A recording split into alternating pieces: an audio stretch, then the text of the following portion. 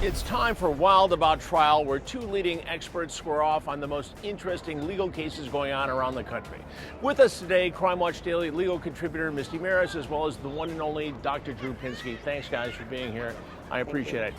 First story out of New Mexico. Nehemiah Griego was just 15 years old when he murdered his parents and three younger siblings. The teen admitted to the murders and faced 120 years in prison. But instead, the judge decided to sentence him as a juvenile, which meant he would be released on his 21st birthday. Well, that just happens to be this month.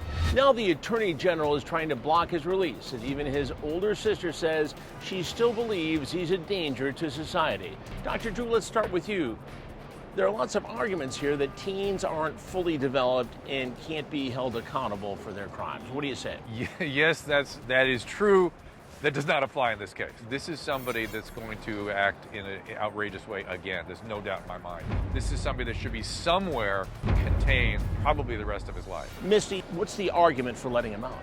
Look, Chris, the argument for letting him out is that that's what the system requires. The evidence that was presented at that time, the judge decided this kid can be rehabilitated. He'll be sentenced as a juvenile. Now that we're on the precipice of his 21st birthday, there's no mechanism in the law to go back and say, is he ready to be integrated back into society? I've got an idea. Rehabilitation has Misty, happened. I have an idea. Let's hold the judge and the defense attorney accountable when this kid hurt somebody else. How about that? Well, I should point out that this was a particularly brutal murder. He used a rifle on his mother and his brother in bed, then shot his sisters in the other room, then waited 5 hours for his father to get home and shot him. He also sent a picture of his deceased mother to his girlfriend. The question is, do you want this kid living next to you? Right. Well, here's the issue, Chris, and this is what the Attorney General is doing on this appeal. The focus, the heinous nature of this crime, the fact 2 adults, 3 children dead, the fact that it was premeditated, the fact that not only are 5 people dead, he was planning a mass shooting that he just didn't carry out. In some ways, this is similar to the school shootings we've seen. What do you do with these kids? Chris, there's a zone where law enforcement,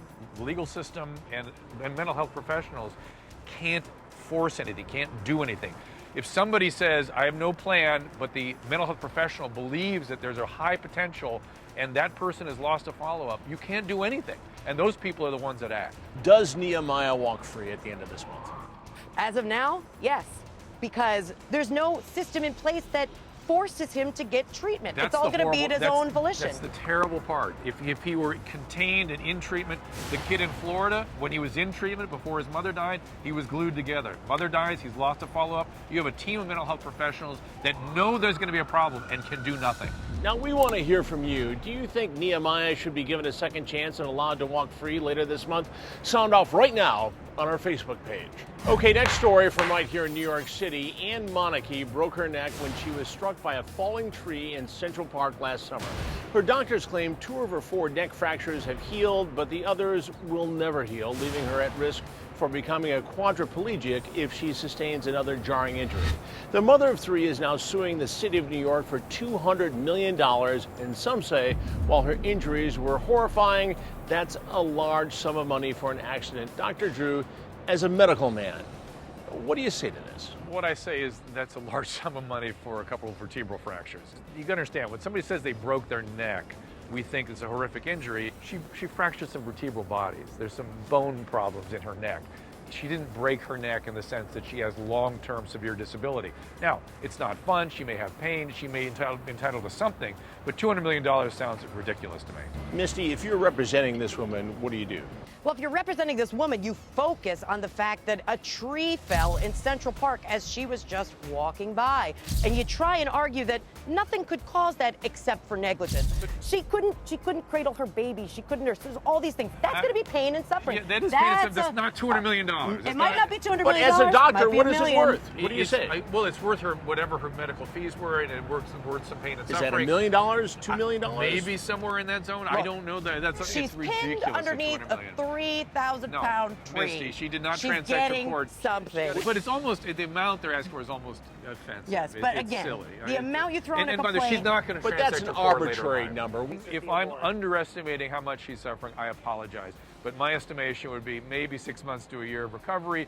And unless she's a gymnast or a Cirque du Soleil performer, Dr. Drew, she will be back at work. She was a marathon runner. Do you think she can run a marathon again? Maybe. Look, you're going to have medical experts going to come out and say that she's not capable of So doing what that. is this case worth? I think you as could we see a speak? seven-figure number Settlement. here in a case like and this. it settles. Yes. All right, guys. Thank you very much. We appreciate it. Now we want to hear from you at home. Do you think Anne deserves $200 million?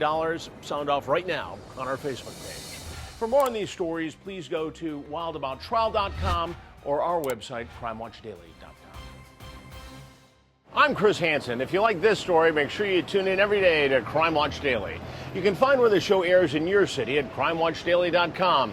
Watch it live or record it on your DVR and watch it at night. And to all those criminals out there, remember, we are watching.